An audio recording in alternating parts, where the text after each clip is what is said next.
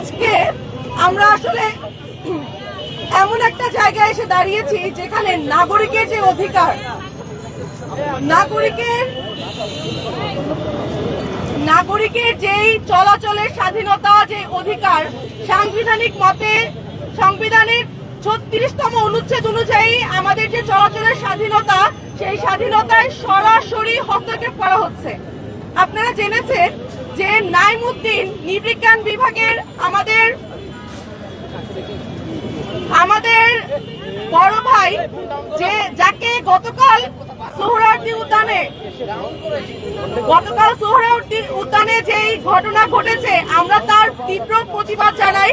এবং আজকে বাংলাদেশ ছাত্র ফেডারেশনের ঢাকা বিশ্ববিদ্যালয় শাখা থেকে আমাদের দাবি, এই ডিসি মাসুদকে অতি অনতিবিলম্বে প্রত্যাহার করতে হবে, তাকে তার পদ থেকে সরাতে হবে। আমরা দেখেছি ইন্টারিমের সময়ও সে কত ধরনের নির্যাতন করেছে শিক্ষার্থীদের উপরে।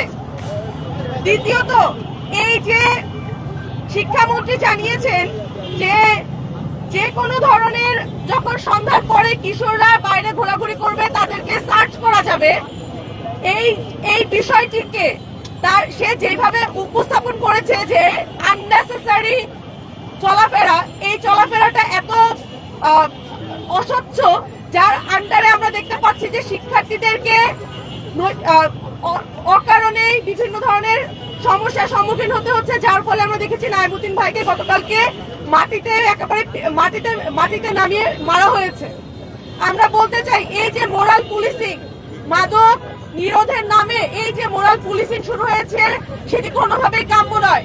পুলিশের কথা ছিল আমাদের সেবক হবে, কিন্তু আমরা দেখছি আজকে পুলিশ আমাদের শুধু শাসকই নয়, বরং আমাদেরকে নির্যাতন করছে।